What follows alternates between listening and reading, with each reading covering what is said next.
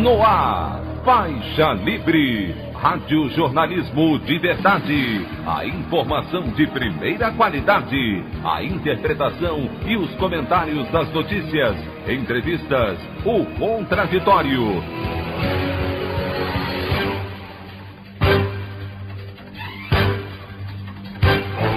Tudo para aproximar você cada vez mais da realidade do Brasil e do mundo. Apresentação: Anderson Gomes. Entidades da sociedade civil reagem com indignação à nota intimidadora do ministro da Defesa Braga Neto e dos comandantes das Forças Armadas a respeito de declaração do presidente da CPI da pandemia, senador Omar Aziz, sobre corrupção de militares na compra de vacinas contra a Covid-19. Após fazer acusações sem provas sobre fraudes nas urnas eletrônicas, Bolsonaro volta a ameaçar a realização das eleições de 2022. Pesquisa Datafolha mostra que rejeição a presidente da República alcança 51%, o maior índice desde o início do governo. Essas e outras notícias na edição desta sexta-feira, 9 de julho do ano de 2021, do programa Faixa Livre.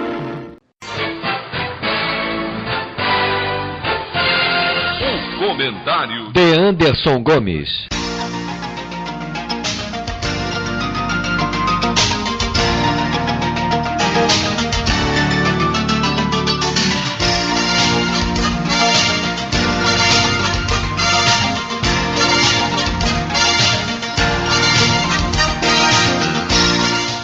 Bom dia, ouvintes.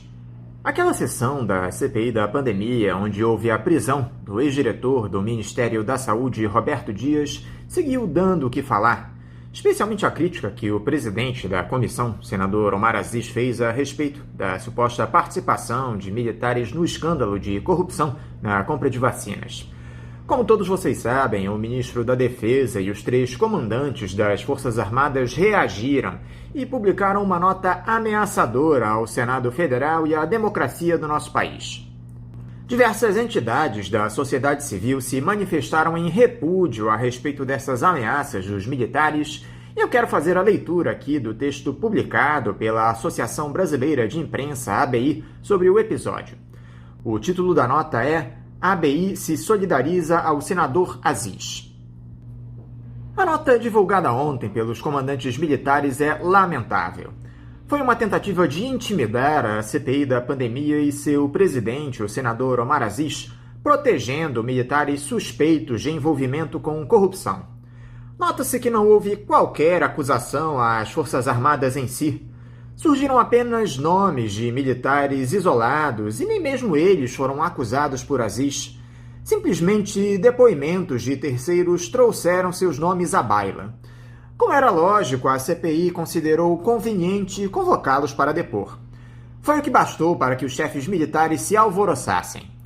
Ora, as Forças Armadas são instituições de Estado necessárias a um país soberano. Não interessa a qualquer brasileiro vê-las enxovalhadas, mas é preciso que se deem ao respeito, ou elas próprias estarão contribuindo para o seu desgaste. Não é razoável, por exemplo, que, diante da constatação de que o general Eduardo Pazuello participou de um ato político em apoio a Jair Bolsonaro, o Exército aceite a versão de que aquilo não passou de um passeio de motocicleta e, em seguida, estabeleça sigilo por 100 anos, sim, 100 anos, para a publicidade de qualquer investigação sobre o caso. Isso ajuda a imagem das Forças Armadas? É evidente que não. É preciso repetir. A CPI da pandemia não fez qualquer acusação ao Exército, à Marinha ou à Aeronáutica. Simplesmente está apurando os fatos que são gravíssimos, trazendo elementos para posteriormente responsabilizar quem cometeu atos de corrupção, sejam civis ou militares. Afinal, vivemos numa república. Todos são, ou deveriam ser, iguais perante as leis. Tudo indica que 2 grupos disputavam o controle das compras no Ministério da Saúde, um formado por parlamentares do chamado Centrão, outro integrado por militares levados por Jair Bolsonaro e Pazuello. Não há razão para que se deixe de investigar as acusações no momento em que está claro que a demora na aquisição de vacinas não foi fruto apenas de incompetência. Foi um artifício para depois, numa situação emergencial, negociar a preços superfaturados com outros fabricantes, com quem se tinha esquemas de corrupção. Por isso, o atraso na aquisição de vacinas. Este crime contribuiu para a morte de mais de 500 mil de brasileiros. Assim, no momento em que, talvez por corporativismo, os chefes militares tentam intimidar o senador Aziz, todos os que defendem a lisura em relação à coisa pública devem se solidarizar com ele. É o que faz hoje a ABI, entidade com 113 anos de história e em defesa das boas causas do povo brasileiro. Rio de Janeiro, 8 de julho de 2021, e a nota é assinada pelo presidente da Associação Brasileira de Imprensa, ABI, Paulo Jerônimo. A opinião do Faixa Livre. Bandeirantes, 1360. Estamos apresentando Faixa Livre. Voltamos a apresentar Faixa Livre. Estamos de volta, ouvintes, com o início da edição de hoje do programa Faixa Livre, que tem na sua produção a jornalista Celeste Sintra, auxiliada pela também jornalista Natália Moraes, tendo no comando do áudio o Francisco. Meu bom dia a todos. E meu bom dia também a você, que pode aqui participar nos enviando mensagens eletrônicas para o endereço ouvinte@programafaixalivre.com.br ou ainda registrando suas participações diretamente nas nossas redes sociais. No Facebook, nossa página é o Programa Faixa Livre. No Twitter e no Instagram, para deixar o seu recado, basta seguir os perfis @PGMFaixaLivre. Lembrando que as participações por telefone estão inviabilizadas, pois durante o período da pandemia do novo coronavírus, nosso programa está sendo gravado no dia anterior à sua veiculação. Pedimos desculpas aos nossos ouvintes que costumam interagir conosco desta forma, mas foi a maneira encontrada pela equipe do Faixa Livre para mantê-los informados sobre o que acontece no país e no mundo com essa nossa visão crítica, e ao mesmo tempo preservando a saúde dos profissionais que levam o programa ao ar. O Faixa Livre pode ser acompanhado também pelo nosso aplicativo para celulares com sistema operacional Android. O nome do aplicativo é Programa Faixa Livre. Os ouvintes também têm acesso à transmissão pelo nosso site, o www.programafaixalivre.com.br, ou pela página da Associação de Engenheiros da Petrobras, a AEPET, uma das nossas entidades patrocinadoras, no www.aepet.org.br. Para quem perdeu alguma das edições ou quer ouvir novamente o Faixa Livre, os áudios das entrevistas e editoriais estão disponíveis no nosso podcast, nos aplicativos Spotify, Deezer e Castbox. E dando início às nossas entrevistas, eu cumprimento o professor de Filosofia, Luiz Carlos de Oliveira e Silva. Luiz Carlos, bom dia. Bom dia, Anderson. Bom dia, ouvintes do nosso querido Faixa Livre. Essa trincheira em defesa dos nossos melhores interesses nacionais, populares e democráticos. Luiz Carlos, muito obrigado por você mais uma vez conversar aqui conosco no Faixa Livre. Luiz Carlos, a situação política do presidente Jair Bolsonaro tem se deteriorado a cada dia, com todas essas denúncias que têm se dado em torno das suspeitas de corrupção na compra de vacinas contra a Covid-19, também daquele escândalo de rachadinhas que ocorria na época em que ele era deputado federal. O ex-capitão se fragiliza ao mesmo tempo em que os atos de rua têm pressionado o Congresso para colocar em pauta o impeachment do presidente. Eu gostaria primeiro, Luiz Carlos, que você comentasse como tem visto o cenário para o chefe do Executivo. Essas denúncias têm o poder de levar à deposição do Bolsonaro? Sim, Anderson. O presidente Bolsonaro se encontra, isso me parece claro, em seu pior momento à frente do governo. Ele se encontra pressionado pela continuidade do que muitos chamam de tempestade perfeita, né? Basta ver a permanência da crise sanitária, a lentidão do programa de vacinação, o dramático número de mortos vítimas pela Covid-19, a continuidade do elevadíssimo índice de desemprego, né? Essas pressões todas já se fazem sentir na diminuição da popularidade de Bolsonaro e no índice de aprovação ao seu governo. a dar crédito ao que nos disseram as pesquisas de opinião pública recentemente divulgadas. Mas a conjuntura, ela só irá mudar mesmo caso o povo tome as ruas e parte importante da base de apoio ao presidente no Congresso abandone o barco governista, né? O que ainda não está dado, mas já aparece no radar como algo possível, ainda que no curto prazo, não provável no curto prazo. Essa ordem de prisão do ex-diretor do Ministério da Saúde, Roberto Dias, por perjúrio durante seu depoimento na CPI da pandemia, pode de alguma forma influenciar esse cenário, Luiz Carlos? Olha, Anderson, a ordem de prisão proferida pelo presidente da CPI da Covid, o senador Omar Aziz, me pareceu ser uma tentativa mais ou menos desesperada de salvar a CPI do esvaziamento, a que repetidos depoimentos claramente mentirosos a estavam condenando. Ela estava condenada ao esvaziamento, caso persistam esses depoimentos, né? Os depoimentos dos inquiridos estavam beirando o deboche, se não o escárnio, né? Isso aí precisou que o presidente da comissão tomasse providências, né? Eu acho que a atitude do senador Aziz tem o sentido de mandar um recado para os próximos depoentes, principalmente para aqueles que voltarão a depor perante a CPI. Foi uma decisão política para preservar o poder inquiridor da CPI. Vamos ver se essa decisão dura irá provocar os efeitos esperados por Omar Aziz. Vamos ver. Nesse escândalo de corrupção no Ministério da Saúde, Luiz Carlos, parece que há dois grupos de influência tentando levar à frente seus interesses escusos. Um deles formado por integrantes do Centrão, o núcleo político comandado pelo deputado Ricardo Barros desde a gestão Temer, e outro que o Jair Bolsonaro trouxe para o Planalto e tem os militares como protagonistas, liderados pelo ex-secretário executivo da pasta, o coronel Elcio Franco, que foi braço direito do general Eduardo Pazuello enquanto ele era ministro. Foi justamente o Elcio Franco que esse Roberto Dias tentou implicar nesse depoimento.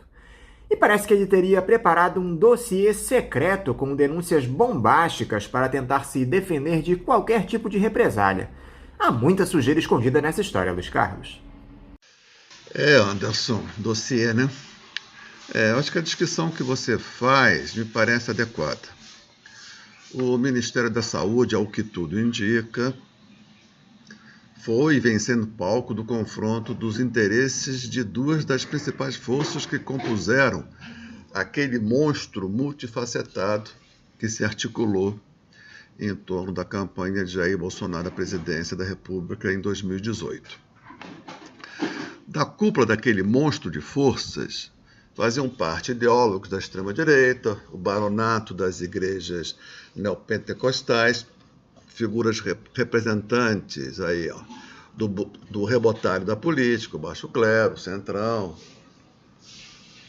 próceres do moralismo demagógico, viúvas inconsoláveis da ditadura, agentes do imperialismo estadunidense, oficiais das Forças Armadas saudosos dos bons tempos e figuras de proa do empresariado e do mercado financeiro, Paulo Guedes à frente. Então, configurou esse monstro de forças que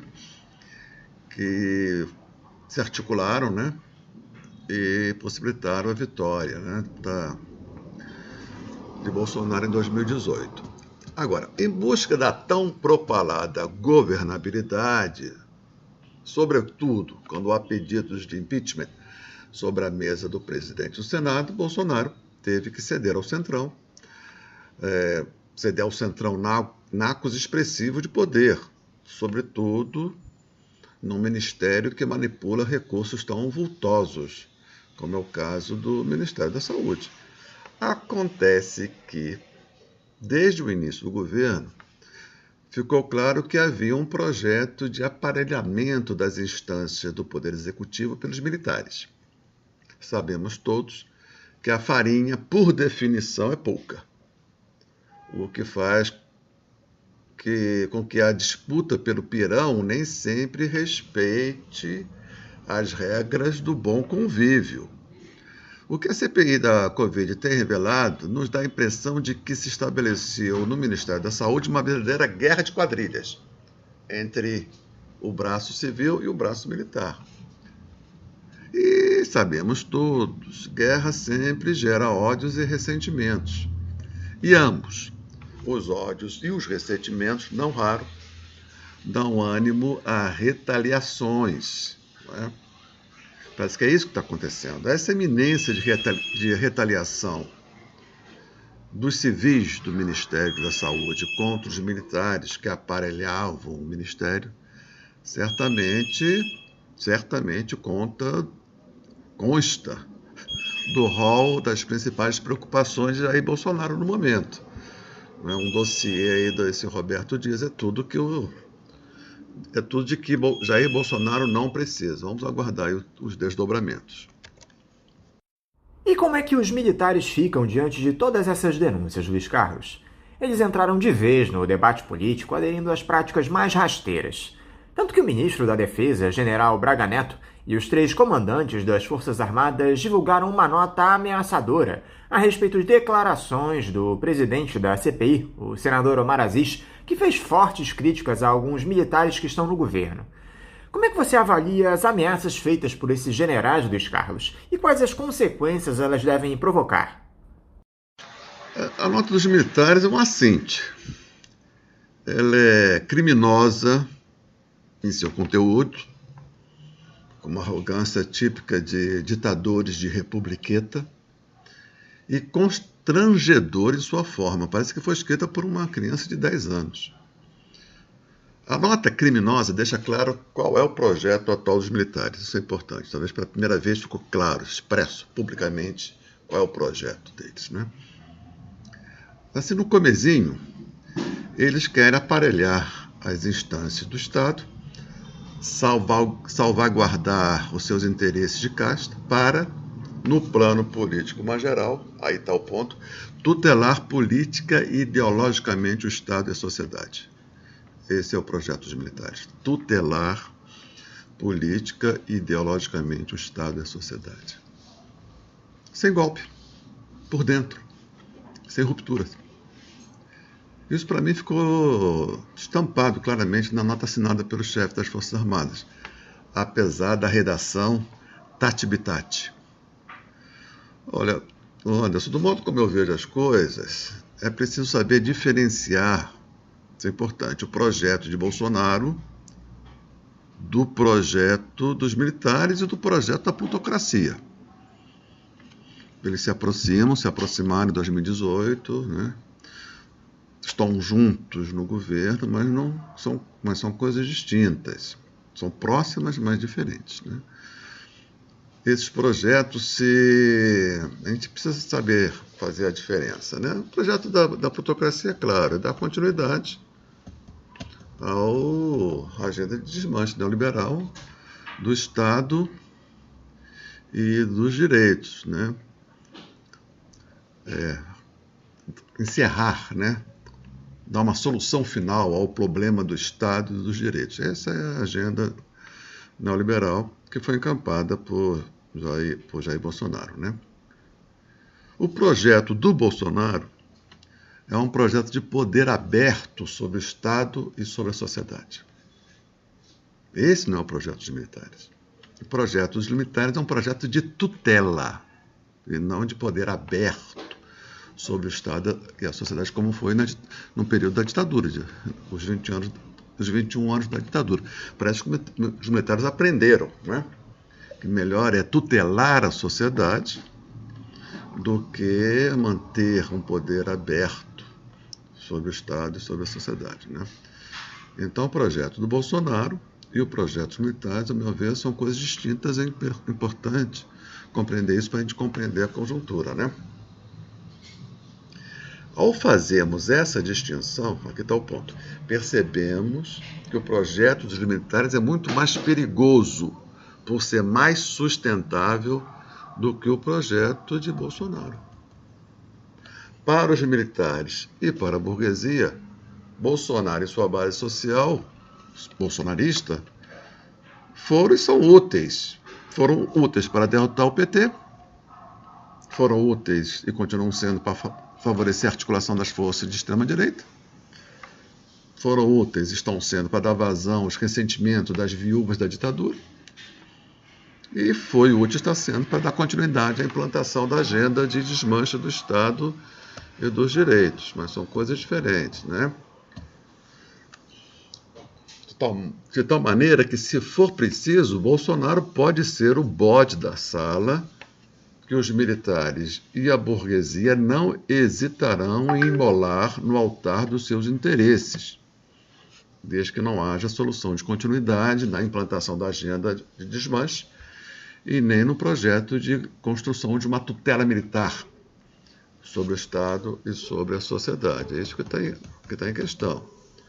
O campo progressista deve repudiar duramente a nota dos chefes militares, porque aquilo é um assinte, é um tapa na cara da cidadania. Quem não o fizer dará mostras de que não está à altura das exigências da hora, não estará à altura da defesa dos nossos interesses nacionais, populares e democráticos. Vamos ver, né, como é que se comportam as forças do campo progressista diante de uma coisa tão, né, tão assintosa, né, tão mesmo criminosa, porque aquele ali tem uma chantagem sobre a nação, né? Não pode ficar sem resposta à altura.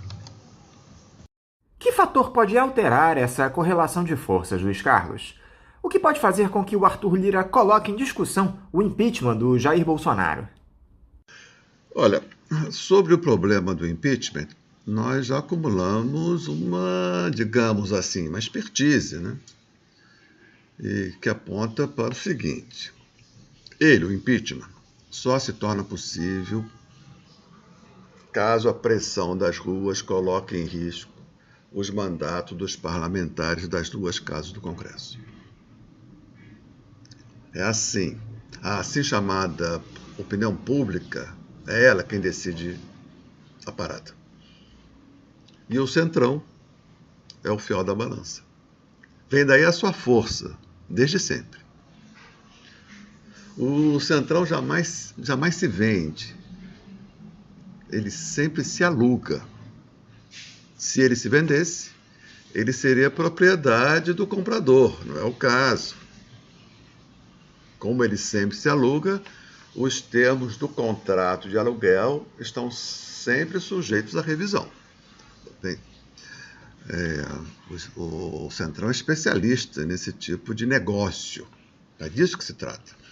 O impeachment depende do Centrão, o que vale dizer que o governo Bolsonaro, como foi o caso de Dilma, depende do Centrão, que apoiará o governo enquanto lhe for favorável a relação custo-benefício. O Centrão jamais dará um abraço de afogados no presidente da ocasião. O impeachment como bandeira da oposição, como palavra de ordem, é uma coisa. Coisa distinta é o impeachment como possibilidade real no Congresso. Mesmo como bandeira da oposição, eu vejo o impeachment sendo tratado com muita, vamos dizer assim, com muita timidez, para ser gentil. Vamos ver se, com a pressão crescente sobre Bolsonaro e seu governo, as coisas mudam. Por enquanto, o impeachment é uma palavra de ordem, né? Não mais do que isso. Vamos ver se a coisa evolui. A grande questão, Luiz Carlos, é que, ao que parece, não há unidade das classes dominantes. Um grupo liderado pelas organizações Globo, pelo Itaú, entre outros, quer a cabeça do Jair Bolsonaro, enquanto outros conglomerados de mídia, aquele pessoal mais conservador, a turma do Bradesco, não quer nem ouvir falar em impeachment, já que o ex-capitão tem atendido a pauta ultraliberal. Você concorda com essa análise, Luiz Carlos? Há algum fator que possa aglutinar esses dois grupos em torno da deposição do presidente? Talvez a reforma tributária? A relação da plutocracia com Bolsonaro incluindo aí os militares, ela é ambígua. E isso não é por acaso. Faz parte dessa ambiguidade, né? Como uma força de tipo fascista, Bolsonaro e o bolsonarismo são uma espécie de tumor no organismo social, no tecido social. A plutocracia não tem uma relação orgânica com Bolsonaro e o bolsonarismo. Do mesmo modo como a plutocracia alemã não tinha uma relação orgânica com Hitler e os nazistas. O fascismo e a plutocracia se instrumentalizam mutuamente enquanto for conveniente a ambos. Não há uma relação orgânica. O fascismo é sempre, em alguma medida, estranho à plutocracia. Por isso, a relação entre ambos é sempre ambígua, para não dizer oportunista. E não raro, instável. Fica bem claro isso, né? Isso está muito bem caracterizado naquele célebre filme do Luchino Visconti, naquele período assim que antecedeu imediatamente a tomada de poder pelos nazistas, Crepúsculo dos Deuses, eu acho que é isso. É um filme maravilhoso que ilustra bem isso que eu estou tentando dizer, como essa relação de ambiguidade não orgânica dos fascismos com as plutocracias, né? Isso está aqui acontecendo entre nós. Bolsonaro cumpriu um papel importantíssimo para a plutocracia e para os militares ao derrotar o PT, dentre outras coisas, como já disse aqui. Mas durante o seu governo emergiu o bolsonarismo. O bolsonarismo, como força política autônoma, emerge durante o governo. Antes era uma força dispersa. Então agora o bolsonarismo é uma força política autônoma, sob a liderança única e inconteste de Jair Bolsonaro. Os fascismos, como um corpo estranho à plutocracia e, em alguma medida, à sociedade, das duas, uma. Ou eles são expelidos, ou eles dominam totalmente a sociedade. E há um interregno entre esses dois extremos. Nós nos encontramos exatamente nesse interregno. E esse interregno vem fazendo a boa fortuna de Bolsonaro e do bolsonarismo. Mas esse interregno, por definição, não será eterno.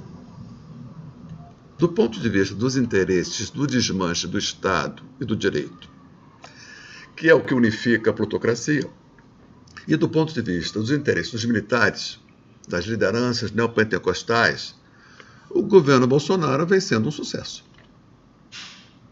Mas a continuidade da crise e a sua radicalização podem fazer com que Bolsonaro seja molado como o bode na sala a que fiz referência.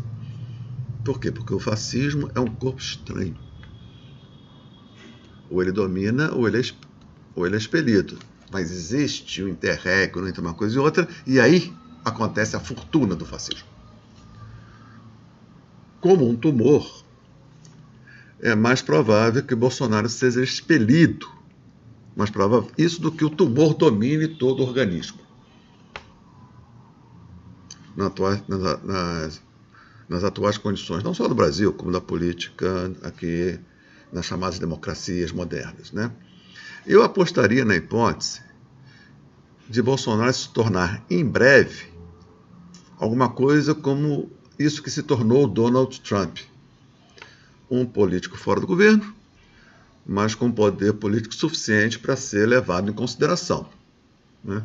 Eu acho que o Bolsonaro também vai copiar. A tendência é que o Bolsonaro também copie Donald Trump nesse aspecto, vamos dizer assim, terminal, digamos assim. Terminal em termos de governo, mas não terminal como força política.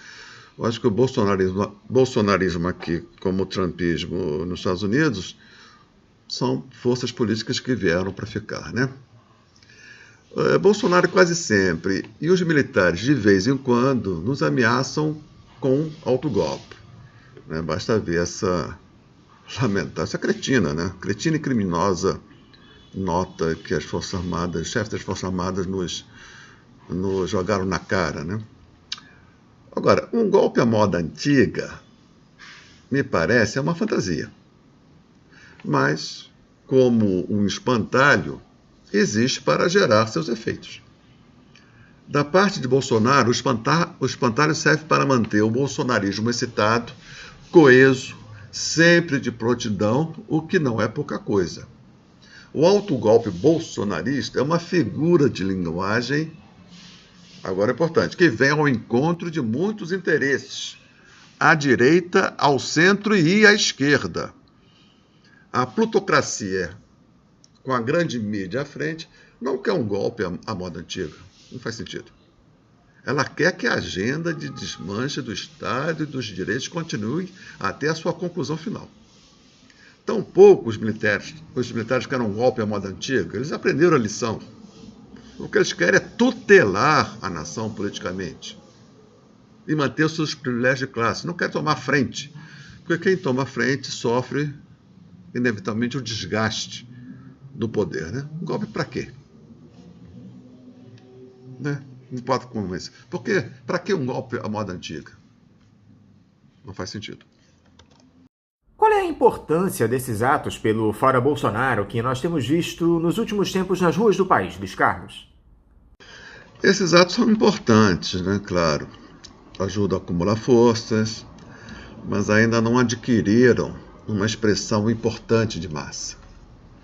As forças do campo progressista vêm demonstrando, isso não é de hoje, escassa capacidade de mobilização popular.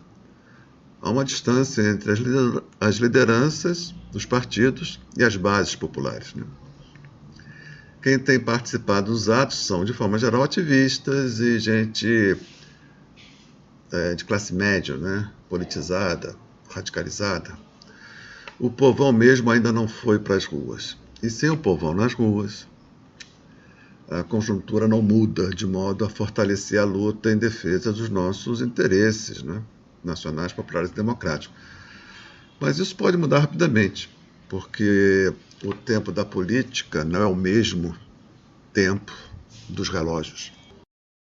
A esquerda, Luiz Carlos, se apresenta dividida nessa disputa política que está colocada. Há uma turma que tem procurado os liberais naquele discurso de que a nossa democracia está em risco e que há necessidade de unidade pelo Fora Bolsonaro, e outro grupo que prioriza a sua identidade e nem cogita um acordo com o capital hegemônico. Quem deve se impor, na sua opinião, e por quê, Luiz Carlos? Anderson, eu identifico no campo progressista as forças de centro-esquerda, PT, PCdoB, PSB, PDT, identifico o PSOL, as organizações da esquerda revolucionária e os assim chamados movimentos sociais nas suas diversas configurações. O campo progressista continua claramente hegemonizado pelo PT, por Lula e pelo lulismo. Contudo, atualmente o campo progressista está atravessado por uma disputa cada vez mais acirrada entre a liderança de Lula e a de Ciro Gomes, né, que disputa a hegemonia com Lula no campo progressista. Né? Essa liderança, essa hegemonia ainda não é disputada pela esquerda, porque a esquerda não tem força para isso. Parece que nem quer, né? A esquerda parece estar muito confortável no lugar onde se encontra. Né? Recentemente, isso foi um fato importante, não apenas no plano simbólico, mas no plano real da política, tal como ela acontece entre nós, Lula e Fernando Henrique Cardoso se encontraram e posaram juntos para uma foto que muitos, sobretudo os petistas, consideraram histórica. Ambos os ex-presidentes são a favor de uma, digamos, luta contra o fascismo, sem mexer na agenda neoliberal em curso. Acho que é isso que você faz menção, né? A foto histórica vale tanto pela presença dos dois, né, do Lula e do FHC, quanto pela ausência de Ciro. Então a foto é importante pelo que revela e pelo que não revela, pelo que esconde, pela ausência, pela presença dos dois e pela ausência de Ciro. Né? Falo isso porque, para Ciro, segundo suas declarações mais recentes, a tarefa que a hora nos impõe é tripla. Derrotar Bolsonaro, 1. Derrotar a agenda neoliberal, 2. E reconstruir o país, 3. Dessas 3 tarefas, Lula e FHC só encampam a primeira, derrotar Bolsonaro. Essas 3 tarefas que Ciro aponta, em minha opinião, são indubitavelmente as 3 tarefas exigidas para o enfrentamento do maior ataque da nossa história republicana contra os nossos interesses nacionais, populares e democráticos. Né? É isso aí, o enfrentamento desse ataque e a encampação dessas 3 tarefas, derrotar Bolsonaro, derrotar a agenda neoliberal e construir um programa de reconstrução do país, é isso que deve servir de critério para a avaliação das forças políticas do nosso campo. Né? Eu confesso que eu nunca tinha prestado maior atenção em Ciro Gomes, até que, coisa de 4 anos atrás, eu me surpreendi com aquilo que ele vinha dizendo em palestras mundo afora. Ele vem se empenhando, acho que é importante fazer dessa justiça a Ciro, em retomar as questões de fundo que faziam parte do debate brasileiro desde 1930. O debate em torno dessas questões foi interrompido pelo golpe de 64. Durante todo aquele período, de 30 até, vamos dizer assim, até o AI-5, 68, durante todo esse período, o Brasil sempre foi tido como o principal tema, seja na literatura, no cinema, no teatro, no pensamento social que se produzia dentro e fora da academia. Jamais recuperamos um nível tão intenso, tão qualificado, tão generalizado e tão profundo de debate acerca dos nossos problemas de fundo, como naquele período, jamais. Como é que um país na periferia do capitalismo pode projetar, crescer economicamente e ganhar soberania frente às demais nações e equidade social para o seu povo, sem essa discussão feita de tal maneira que produza um programa e de tal maneira que esse programa esteja no coração e mente de parcelas significativas do nosso povo. Não é? Anderson, eu estou convencido de que só sairemos do buraco em que nos encontramos e só responderemos à altura o ataque que estamos sofrendo quando retomarmos de modo intenso, generalizado e profundo o debate sobre nossas questões de fundo. Sem que esse debate seja retomado e sem que o povo abrace um programa mínimo que saia desse debate, nós continuaremos indo ladeira abaixo, como estamos. Aí vem um ponto. A palavra de ordem fora Bolsonaro era justa em si, mas se ela não vier associado ao enfrentamento da agenda neoliberal, se não vier associada a um projeto de reconstrução nacional, ela não passará de um engodo. Um engodo deliberado com o intuito de escamotear a ladeira abaixo em que nos encontramos. A ladeira abaixo que nos encontramos não se deve a Bolsonaro, isso tem que ficar claro. Ela se deve à agenda neoliberal. E sem um programa de reconstrução nacional, nós continuaremos ladeira abaixo. Na esquerda, eu percebo que estamos limitados à denúncia, às lutas particulares e à propaganda abstrata do socialismo, o que não acumula forças, de modo que possamos derrotar o neoliberalismo e de modo a que possamos empolgar, dirigir a reconstrução da nação. A esquerda, no campo progressista, é uma força secundária, né? Então, o que nós estamos observando no campo progressista é uma disputa de hegemonia entre Ciro e Lula, com grande vantagem para Lula, né? Aí tem essa questão do bolsonarismo, fora Bolsonaro, né? Suas ameaças de autogolpe. Fato é, me parece, que não é só Bolsonaro quem tira proveito de suas bravatas. A ameaça de autogolpe é instrumentalizada pela direita, pelo centro e pela esquerda. Para os militares, serve para que eles possam se apresentar como o único dispositivo capaz de pôr freio a Bolsonaro. Para a plutocracia, que tem na Avenida Faria Lima o seu endereço simbólico, aliada a amplos setores do campo progressista, o fantasma do autogolpe serve para dar legitimidade a uma frente ampla antifascista, cujo programa econômico não é outro senão o de manter a agenda de desmanche final do Estado e dos direitos. Eu queria terminar, Luiz Carlos, com uma avaliação sua para essa afirmação do Ciro Gomes de que o segundo turno das eleições do ano que vem será entre ele e o ex-presidente Lula, algo que, a meu ver, só teria alguma chance de acontecer caso o Bolsonaro não participasse do pleito. Você enxerga essa hipótese de um segundo turno entre Ciro e Lula como possível? Sem Lula no jogo eleitoral, que era o quadro anterior a esse, Ciro lutava para ser o nome do campo progressista contra Bolsonaro. A volta de Lula ao jogo eleitoral, com a volta de Lula ao jogo eleitoral, a estratégia de Ciro tem que mudar, né? Ele só chegará ao segundo turno, caso não haja mudanças bruscas no cenário eleitoral, se Bolsonaro sucumbir pelo caminho. Vendo as coisas com a configuração do cenário de hoje, um segundo turno entre Lula e Ciro é pouco provável. Não resta a menor dúvida quanto a isso.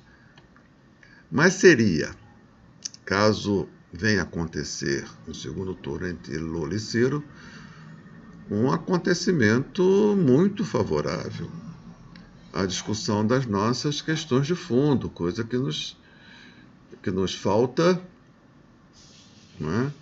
Desde aquela campanha eleitoral de 1989, a última vez que se debateu, em alguma medida, as questões de fundo, né? Depois disso, com a polarização PT-PSDB dominando o cenário político, as questões de fundo foram recalcadas de comum acordo entre os dois polos beligerantes, né? E o que nós temos de lá para cá é esse atraso político, esse rebaixamento da consciência política, né?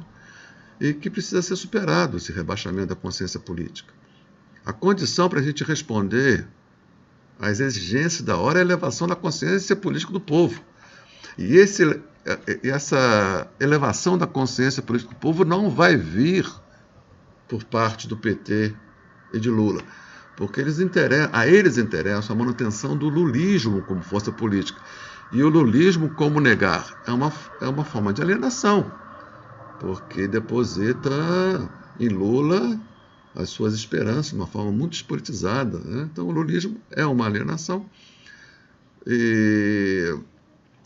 Quer dizer, uma polarização entre Lula e Bolsonaro tem tudo para jogar. Mais uma vez o debate para debaixo do tapete, né? O que é tudo que a plutocracia quer e é tudo que o PT quer. Então a importância do Ciro nessa conjuntura é decisiva, já que a esquerda parece que se sente bem confortável no papel de ombudsman da política, né? Uma espécie assim, de fiscal da política, parece satisfeita em não disputar poder. Então ela oscila entre defesa das lutas parciais, né, e um doutrinarismo tão abstrato quanto anódino, né?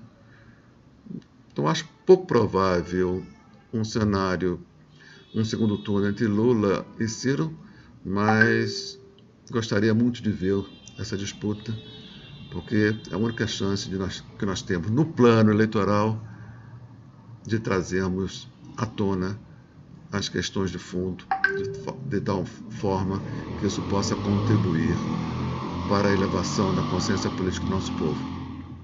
Porque sem essa elevação de consciência, nós não teremos condições de reconstruirmos o país. Luiz Carlos de Oliveira e Silva, muito obrigado por você conversar novamente aqui conosco no programa. Eu quero te desejar um ótimo final de semana e deixar aqui o meu abraço. Sou eu quem agradece, Anderson. Tenhamos todos um bom fim de semana e até a próxima. Um abraço. Conversamos aqui com o professor de filosofia Luiz Carlos de Oliveira e Silva. Como vocês, ouvintes, sabem, o Faixa Livre tem passado por um processo de transição nos últimos tempos que provocou algumas mudanças e também adaptações às novas tecnologias. Uma delas é justamente a adoção de uma chave Pix, essa nova modalidade de transferência de valores para os ouvintes que desejam contribuir com qualquer quantia para a manutenção do programa. Portanto, para você que já aderiu a essa nova tecnologia, a chave Pix da conta do Faixa Livre é o nosso e-mail, ouvinte@programafaixalivre.com.br. Repetindo, a nossa chave Pix é ouvinte@programafaixalivre.com.br.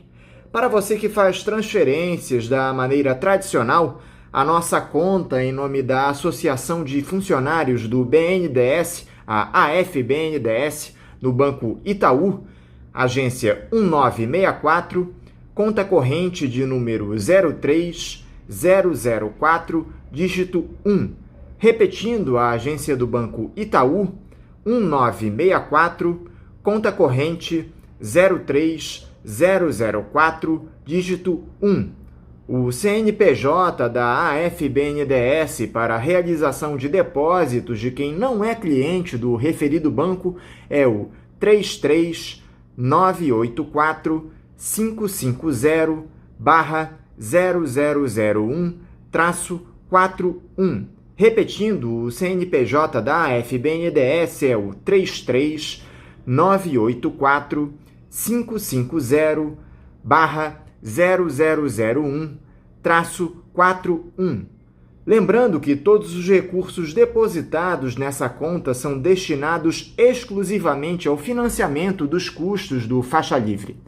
Para quem não conseguir anotar as informações referentes à conta, elas estarão disponíveis no nosso site, o www.programafaixalivre.com.br, e nas nossas redes sociais, no Facebook, Twitter e Instagram. Então, repetindo mais uma vez, a nossa chave Pix é ouvinte@programafaixalivre.com.br e a conta corrente da AFBNDES do Banco Itaú, agência 1964, conta de número 03004, dígito 1. Vamos agora ao nosso primeiro intervalo. Voltaremos já já. Voltamos a apresentar Faixa Livre. Já voltamos, ouvintes, e agora eu saúdo o professor de História Contemporânea da Universidade Federal Fluminense, a UF, Bernardo Kocher. Bernardo Kocher, bom dia. Bom dia, Anderson. Bom dia, ouvintes do Faixa Livre. Um prazer estar aqui mais uma vez. Bernardo, muito obrigado por você se dispor a conversar aqui conosco mais uma vez no Faixa Livre. Bernardo, eu queria começar hoje falando sobre esse centenário do Partido Comunista Chinês, que foi completado no último dia 1º. Um partido que domina todos os aspectos da vida chinesa, ocupa um papel central naquela sociedade, mas está envolto em algumas polêmicas, especialmente em medidas consideradas autoritárias internamente. Por outro lado, o país vai de vento em popa rumo a se tornar a maior potência econômica mundial. Como é que você observa o Partido Comunista Chinês e suas contradições nesses 100 anos, Bernardo? O Partido Comunista Chinês é o partido político existente na atualidade de maior sucesso, né? Nenhum outro partido político, seja das democracias ocidentais, burguesas, ou outro partido comunista que já tenha existido, demonstrou tanto sucesso no sentido de se perpetuar no poder com um projeto político econômica, social, de fornecer respostas a desafios constantes, isso depois de crises profundas, como foi o período dos anos 50 e 60, quando o Partido Comunista Chinês enfrentou, a partir de formulações ideológicas, uma série de ideias de difícil execução, como, por exemplo, a política deu um grande salto à frente, tentou industrializar o país, inclusive a industrialização do campo, transformar o camponês em operário, e ao mesmo tempo cidadão e militar, fazendo das comunas a base da vida social do partido. A Revolução Cultural Chinesa também foi muito profunda, e tudo indicava um fracasso rotundo desse partido, e após a morte de Mao Tse-tung, há um reordenamento político, uma luta interna que acaba na vitória de Deng Xiaoping, que adotou uma linha que a gente está vendo aí, de alta complexidade, articulando a realidade internacional à realidade interna da China, que tem trazido resultados positivos. Né? Em 1976, há 45 anos, o partido tem adotado educação, urbanização, de difusão da saúde pública, de ensino universitário, ensino básico também, e outras coisas, transporte público, enfim, toda a infraestrutura que vai aos poucos compensando a imensa massa de pobreza que existe.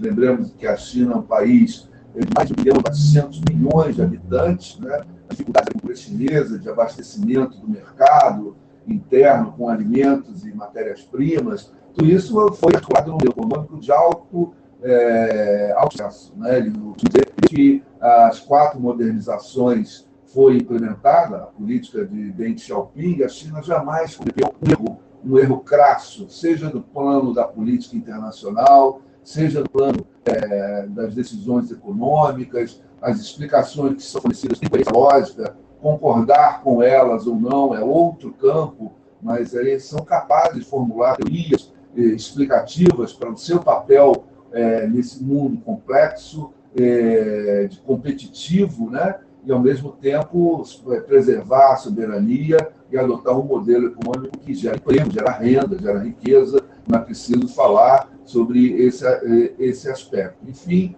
é uma matéria de vida polêmica, nós conviver com as grandes questões do Partido Comunista Chinês da China, né? Como um ponto trazendo, no sentido de avalar a hegemonia aqui, que até a eclosão da descolonização, né, nos anos 40, 50 do século XX, o mundo era eurocêntrico. As instituições que nós vivemos, por exemplo, o Estado Nacional, é uma instituição europeia. Idiomas nós falamos, do nosso português, europeu, inglês, e assim por diante. E com a descolonização, ficou afro-asiático também participando do sistema internacional, mas ainda a dominação, agora para a Guerra Mundial, dominação norte-americana. Rapidamente, menos de 60, 70 anos, a crise da hegemonia americana, tem vários fatores para serem analisados, mas uma dessas consequências, não é causa da crise da hegemonia americana, a consequência foi o surgimento da China como potência econômica. Então, o Partido Comunista Chinês é um partido que conseguiu adaptar a cultura chinesa às ideias ocidentais. As duas ideias ocidentais que ele reelaborou de forma com muito sucesso são o liberalismo, o capitalismo e o comunismo. As duas estão funcionando dentro da economia chinesa, o que gera um grande debate rico e profícuo sobre qual a natureza do regime econômico chinês. Alguns dizem que ele é um capitalismo de Estado, produzido pelo Estado. Outros, ao contrário, dizem que é socialista, mas um socialismo que tem leis de mercado.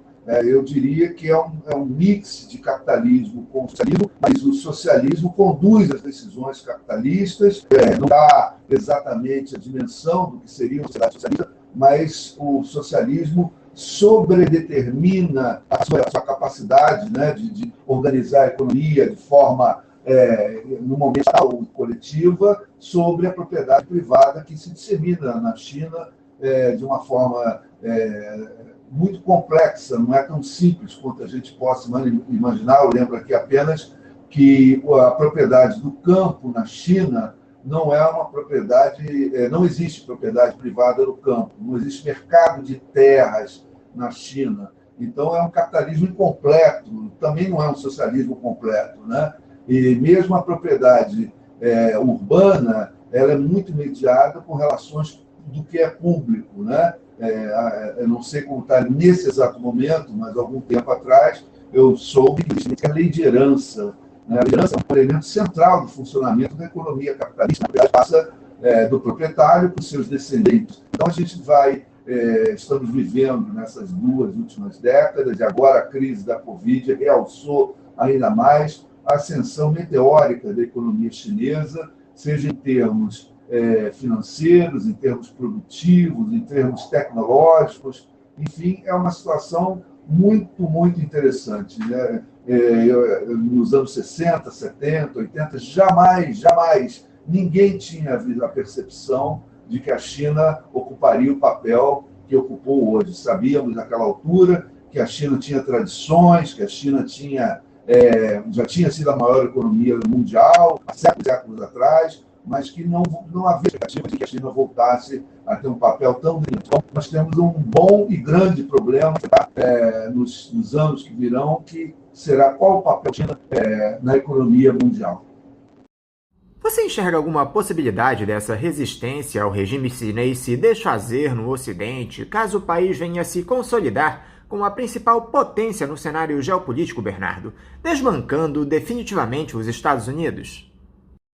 Bom, aqui nós podemos falar de uma formulação do que ocorreu com a União Soviética, similar ao que ocorreu com a União Soviética até a derrocada da União Soviética em 1989. Né?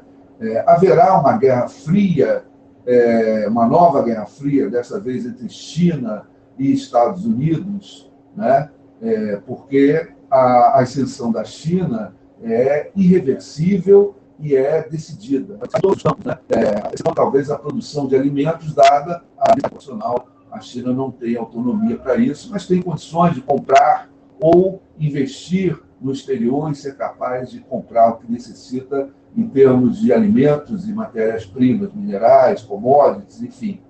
Então, essa situação de tensão entre Estados Unidos e China, que acaba contaminando todas as relações internacionais de todos os países, que são obrigados a ficar ou atrelados ao tradicional Estados Unidos, ou a superar e criar laços novos com a China, sem romper, poucos países têm esse desejo, mesmo Irã, Cuba, não tem esse desejo de fazer um gasto com os Estados Unidos. Eu acho que é uma guerra fria, mas uma guerra fria de um novo tipo. São ironias, né? Os Estados Unidos têm força, têm competitividade em vários campos, está ficando dependente da China em vários campos, como, por exemplo, na venda da sua dívida pública, na negociação dos seus títulos de dívida pública imobiliária federal. O Estado chinês é o maior comprador e viabiliza esse processo que é essencial à economia capitalista, que é o financiamento do Estado através da dívida pública. Mas, apesar disso, eu creio que também não é inevitável. A China tem construído pontes de negociação com vários atores, e eu creio que não é interesse da China ser imperialista, como é o caso dos Estados Unidos. Então, o inusitado está por ocorrer esse conflito, né? Seja um regime de negociação partilhada, de hegemonias, que eu acho que os dois podem ser hegemônicos, cada um no seu espaço, né? Já que os Estados Unidos têm o poder da moeda, do dólar, tem uma grande capacidade produtiva, sim, tem agricultura, tem o idioma, que é um instrumento de poder também muito importante, e os Estados Unidos têm armas. Os Estados Unidos sozinho tem mais armas do que todos os demais países juntos. Mas isso não lhe dá garantia de vitória numa guerra cujas armas são de capacidade de destruição total. Então, esse clima de competição, tensão, guerra fria, que eu creio que vai existir sim, não tem solução, mas muito mais devido à posição dos Estados Unidos, das suas instituições, da sua política, da sua história, de dominar, controlar, de ter aliados bastante subservientes, ou uma aliança, como é por caso dos Estados Unidos e Europa Ocidental. E a China tem uma outra abordagem, a sua capacidade material de oferecer ganhos comerciais para os que com ela fazem negociações e fazem comércio. Também é um grande instrumento do que em relações internacionais se chama de soft power. Mas tudo está por ser escrito, né? Tudo está por ser desenvolvido, mas o cenário de uma forma geral, os Estados Unidos em descenso, né? Não é absoluto, não é irreversível, e a China em ascenso. A economia chinesa cresce com recursos que ela consegue comprar e exportar, a situação comercial é bastante sadia. Tem dois obstáculos econômicos que eu considero bastante grave, ecológico, mas eles estão atuando nisso. A China é um grande poluente, isso é um fator desestabilizador. Já foi no passado da história chinesa, seu regime hidrográfico foi fortemente afetado por questões ecológicas e ajudou a desestruturar o Império Chinês e facilitar a ocupação pelos imperialistas, o colonialismo no século XIX.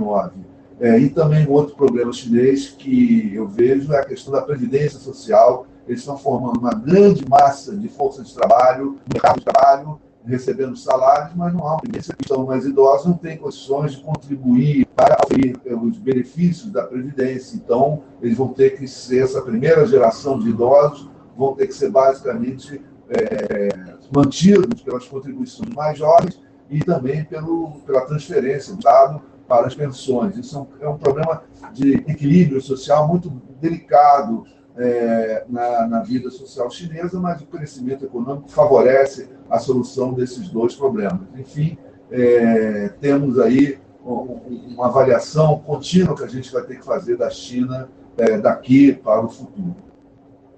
Eu gostaria que você comentasse também, Bernardo, esse impasse que se estabeleceu naquela mesma região, onde Taiwan segue lutando pela sua independência em relação à própria China.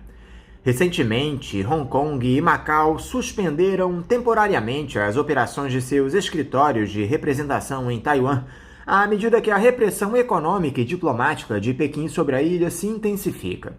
O ministro de Relações Exteriores taiwanês, Joseph Wu, afirmou que a ilha precisa se preparar para um conflito militar com os chineses. Como anda esse impasse lá no continente asiático, Bernardo? Bem, esse impasse com Taiwan é o que eu chamei agora há pouco de Guerra Fria, né? Nesse caso, uma nova Guerra Fria em relação aos Estados Unidos, porque Taiwan, como você fala na pergunta, enfrentar militarmente os chineses, isso não faz o menor sentido, né? A capacidade militar de Taiwan é muito pequena. Só se ele está falando isso, o ministro das Relações Exteriores taiwanês está falando isso, contando com o apoio dos Estados Unidos para enfrentar militarmente. Ou seja, ele vai conseguir trazer os Estados Unidos para o conflito, né? Isso já ocorreu no passado, desde o início da República Popular da China, em 1944, a pedra no sapato, digamos assim, da política interna chinesa.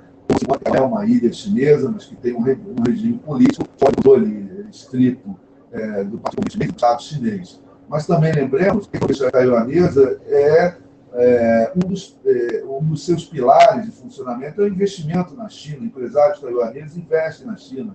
Então, há também uma luta política, eu não sei exatamente que termos colocar isso, porque está surgindo recentemente, mas isso pode ser uma luta política interna de partidos políticos dentro de Taiwan, e os partidos mais à direita colocam esse confronto com a China como uma forma de se autoafirmar, questionar o outro lado, que quer cooperar com a China, alguma coisa desse sentido. Taiwan, em si mesmo, não vai enfrentar a China nem política, nem econômica, militarmente. Só o faz com o apoio dos Estados Unidos. Então, nós temos aí um conflito aberto, desde o governo do Partido Comunista Chinês, em 1º de outubro de 1949, os Estados Unidos socorreu Taiwan, mas lentamente a vida social e econômica taiwanesa e cada vez mais a vida econômica e social chinesa do continente, né? Tem a mesma cultura, o mesmo idioma, o mesmo grupo étnico, religião, enfim, não é incompatível que Taiwan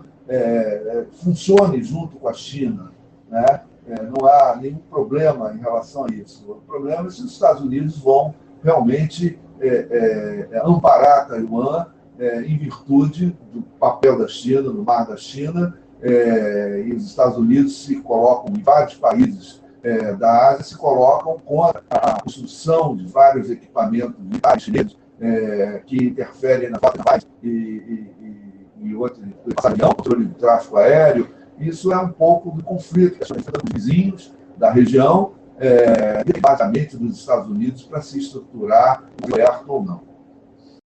Agora, um impasse que não tem fim, Bernardo, é esse em torno das eleições no Peru. Já temos mais de um mês do pleito presidencial e o resultado ainda não foi proclamado. O episódio mais recente nessa disputa é essa investigação da Procuradoria do país em relação à candidata Keiko Fujimori, de que um ex-assessor dela teria proposto subornar integrantes do Tribunal Eleitoral para interferir no resultado das eleições. Como é que você tem avaliado esse impasse, Bernardo?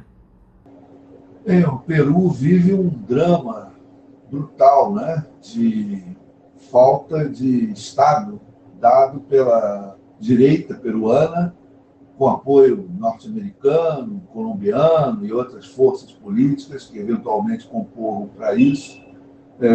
E uma das manifestações disso é o fato de que a candidata derrotada não aceita e isso vira lei, né? Ou tenta virar lei ou jurisprudência, né? Isso é uma situação muito grave que a América Latina está enfrentando, de deslegitimação contínua dos partidos de esquerda vencedores pela direita, né? Pela direita moderada, radical, pelas instituições judiciárias, policiais, muito delicado de situações que mostram que a nossa situação economicamente ser bastante deteriorada, ajudar esse processo de deslegitimação dos candidatos de vencedores vai em marcha. No caso do Peru, a diferença é que essa deslegitimação ocorre após a eleição e antes da posse, né? E isso daí, aliás, corrigindo, a Bolívia foi mais ou menos na mesma, no golpe de Estado boliviano, foi nessa mesma linha. Enfim, nós já estamos, os peruanos já estão vivendo um golpe de Estado, já está em marcha, né? Não é mais golpe de Estado a partir de quarteladas militares latino-americanas, mas um golpe de Estado que vai mitigando a vitória e mesmo que o vencedor chegue ao poder, tome posse, a faixa presidencial e a caneta que assina projetos ao legislativo, se colocando uma situação de evento, né? De corrosão da governabilidade, da capacidade de tomar decisões efetivas. Então, a Bolívia vive uma crise na sua democracia, o Peru vive uma crise na sua democracia que vai custar caro. Certamente, o presidente eleito Pedro Castillo vai chegar ao poder, eu não tenho dúvida disso, mas ele vai chegar ao poder desgastado, já vai ter que tomar decisões antes da posse, decisões, às vezes, impopulares, sem ter a capacidade de sem estar no governo, vai ser a população e o próprio regime político democrático. A crise da democracia que está sendo alimentada, né? A direita que está ganhando, estão correndo, o que vai criando um ambiente de dominação de partidos, de grupos, de ideias de direita de forma ilegítima, né? Eles não dão eleição, mas governam o país. Então, isso é um desgaste profundo. Felizmente, outros exemplos existem na América Latina de avanço de questão democrática, mas o continente foi abalado desde 2002, se não me engano, com a derrocada do presidente Zelaya em Honduras, por uma onda de golpes de Estado, de corrosão da democracia, de legitimação dos vencedores de esquerda, muito embora muitos de direita também sofram, como o caso do Equador, vários presidentes de direita foram afastados do poder, impeachment, ou golpe de Estado, e isso daí, quem paga é toda a América Latina, isso tem efeito e se multiplica, né? Então, é uma situação muito deteriorada, muito preocupante, né? Mas eu creio que o Pedro Castillo vai chegar ao poder e essas forças de direita vão ter que se rearticular e fazer oposição assim que ele tomar posse. Aí vamos ver a capacidade deles, que não é pequena, de se opor, né, às medidas de reforma social, distribuição de renda, políticas públicas, né? Tudo isso. Estavam no poder até hoje e não fizeram nada de satisfatório para combater a pandemia, né? O Peru tem um dos piores índices de mortes, tem dificuldades imensas, né? Então, é uma crise profunda e preocupante. Enquanto isso, no Chile, Bernardo, a Assembleia Constituinte, que vai escrever uma nova Carta Magna para o país, já iniciou seus trabalhos a todo vapor. E quem foi eleita para presidir a mesa diretora foi a indígena mapuche Elisa Loncon, professora da Universidade de La Frontera. O que esperar, Bernardo, dessa Assembleia Constituinte no Chile? Bem, Anderson, o que ocorre no Chile com a eleição e o início do funcionamento da Assembleia Constituinte é algo inusitado, não pela Constituinte em si e pela derrogação definitiva que se espera que ocorra da legislação e da Constituição do governo Pinochet de 1980, a Constituição chilena atual é dessa data, mas pela composição e pela forma política como os deputados eleitos, os constituintes eleitos, chegaram lá. Em primeiro lugar, nota-se que eles não foram, em sua imensa maioria, não foram eleitos por partidos, mas são candidatos independentes que estavam em listas de esquerda e não têm exatamente um compromisso com a esquerda. São uma agenda política não totalmente identificada com uma esquerda, mas sim questões mais globais, como ecologia, a questão dos povos originários, questões identitárias, que são uma agenda que não é incompatível com a esquerda, mas não é exatamente uma agenda de esquerda. A composição da Assembleia também é original, porque 77 mulheres e 78 homens, perfazendo 155 deputados, é uma coisa alvissareira, um progresso, talvez em todo o mundo, onde a maioria das mulheres não tem participação política. Excetuando Cuba, onde a participação da mulher no poder legislativo é expressiva e é maior do que a dos homens, eu creio que o Chile se transformou-se assim num caso quase único, né? Mas em um contexto político diferente. Por outro lado, as dificuldades do processo social são muito grandes, as expectativas são muito grandes. A direita e a extrema-direita foram fragorosamente derrotados e não vão barrar nenhum projeto, nenhuma lei com seus próprios votos. Vai precisar de mais e, obviamente, que eles têm muita reticência em fazer isso, em se associar com outros grupos que não sejam os afins deles. Isso daí parece ser uma coisa interessante do ponto de vista progressista, mas o processo político chileno é mais complexo, né? Em primeiro lugar, menos de 50% dos eleitores compareceram às urnas, então não se sabe o que os outros 50% pensam ou o que eles vão apoiar como Constituição que vai ser redigida. Essa Constituição tem que ser redigida em um prazo de 365 dias e, em seguida, ser submetida a um plebiscito. Caso não seja aprovado no plebiscito, vai prever-se a convocação de outra Assembleia. Então, o que ocorre é que o processo político não vai estar nesse tempo. Parece ser uma vitória muito clara das forças progressistas de esquerda, que não se saíram totalmente maus, né? Mal em relação ao que ocorreu com a direita. Mas mostra que o processo não está definido e questões centrais, além das questões dos povos originários, questões de identidade, de gênero, questões culturais, há o gasto público, que tem que ser, esse é o grande cerne da questão, e o início da revolta popular, que em 2019 acabou gerando a convocação da Assembleia Constituinte. O Chile não tem um sistema universal de saúde, não tem um sistema de ensino público, o ensino privado, as famílias se endividam para levar seus filhos à universidade. Então, nós estamos perante a um conjunto grande, de uma agenda grande, e a agenda econômica pública que vai ser o centro do que a direita vai jogar daqui para frente para inviabilizar a aprovação da Constituição. Eles são muito calmos, né? Aceitaram o resultado, participam das eleições e assim por diante. Mas o fato é que o jogo é longo e complexo, né? Não basta redigir a Constituição, tem que aprová-la. E os 50% que não foram votar, como é que eles vão votar? Se é que vão votar? no plebiscito que vai legitimar, vai consagrar a nova Constituição. Então, nós estamos perante um impasse grande, até ressalto que no primeiro dia de funcionamento da Assembleia, o governo, o Poder Executivo, não providenciou instalações para o funcionamento da Assembleia. Então, já começou chegando, não tinha instalações, não tinha as medidas sanitárias necessárias no momento, ele não providenciou, o presidente Rafael Pinheiro não providenciou, demorou 48 horas para entrar em funcionamento.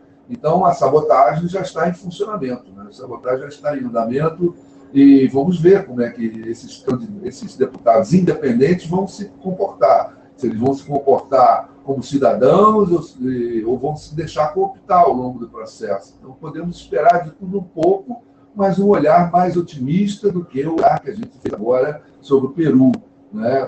Lá, as instituições estão integralmente contra o Pedro Castilhos e as instituições estão em movimento no Chile. Elas estão em movimento, estão andando, e é possível que a pressão da população possa ajudar a fazer uma Constituição mais razoável, mais democrática, mais atualizada, menos fascista, menos restritiva, né, que possa trazer um alento aí para a vida do povo chileno. Eu queria encerrar, Bernardo, com esse episódio grave que nós tivemos no Haiti na última quarta-feira, quando o presidente Jovenel Moïse foi assassinado em um atentado à residência oficial, que também deixou a primeira-dama Martine Moïse gravemente ferida. Depois dessa execução, o primeiro-ministro Claude Joseph declarou o estado de sítio no país. Esse atentado ocorre em um período de grave crise política e social no Haiti, Bernardo, que vem se arrastando já há muito tempo. Explica aqui para os nossos ouvintes, por favor, como anda a situação no Haiti e quais as consequências que esse assassinato do presidente pode provocar. Bem, a crise no Haiti, iniciada pelo recente assassinato do presidente da República, é uma crise de causas estruturais profundas e também uma crise que foi agravada pelo terremoto de 2010. O Haiti sofreu o impacto do abalo sísmico e, a partir daí, recebeu muitos recursos internacionais via organizações não governamentais, de governos, de todo mundo, e que não foram aproveitados para reformular as estruturas sociais do país, água, saneamento, empregos, investimentos, enfim. Isso é causado pela forma de dominação política de uma elite minoritária que luta ardentemente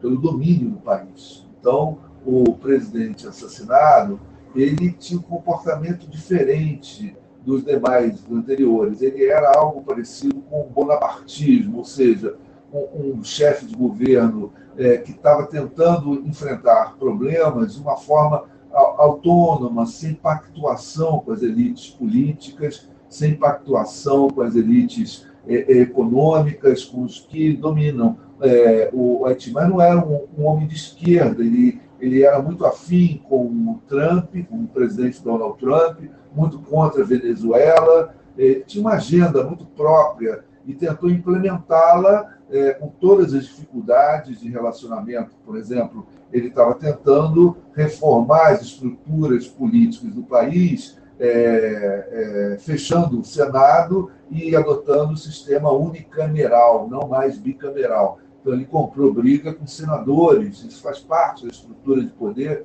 de qualquer Estado. Ele estava se indispondo também com uma família que dominava o sistema elétrico haitiano. Enfim, ele foi comprando divergências e administrando sem muitas condições uma tentativa de reformular o país e se esbarrou em inimigos tradicionais, com a qual ele não soube lidar, né? E os seus adversários souberam tratar desse assunto e culminou nesse assassinato, que é a própria manifestação do que na literatura se chama de Estado falido, né? Um Estado que não é efetivo, não funciona. Por sua vez, as grandes potências internacionais também não oferecem uma estrutura efetiva de modificação da política e da economia haitiana. A única preocupação dos Estados Unidos, principalmente, é que o Haiti é um problema. E qual é o problema? O problema migratório. A migração ilegal de haitianos para os Estados Unidos é esse o principal problema dos Estados Unidos em relação ao Haiti.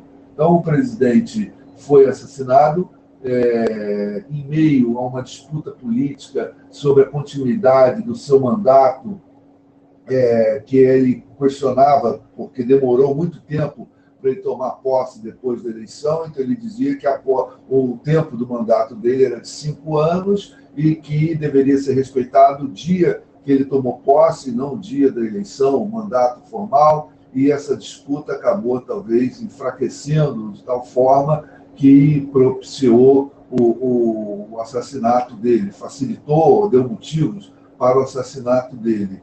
Então, o que a gente entende que o Haiti está passando agora é o retorno das oligarquias tradicionais, a divisão dos serviços públicos que o país tem, e retorna a uma política mais tradicional, né, e manutenção dos estamentos políticos, Senado, Judiciário e assim por diante.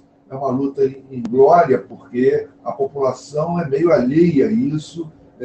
A eleição do presidente não teve participação, o presidente Jovenel Moise não teve participação eleitoral, alta abstenção eleitoral, então ele ganhou uma eleição, mas não tinha o apoio nem das urnas, nem das ruas, nem movimentos sociais que o sustentassem. Então isso o enfraqueceu. E o Haiti volta à crise tradicional de elites disputando poder, disputando a riqueza, inclusive o apoio internacional.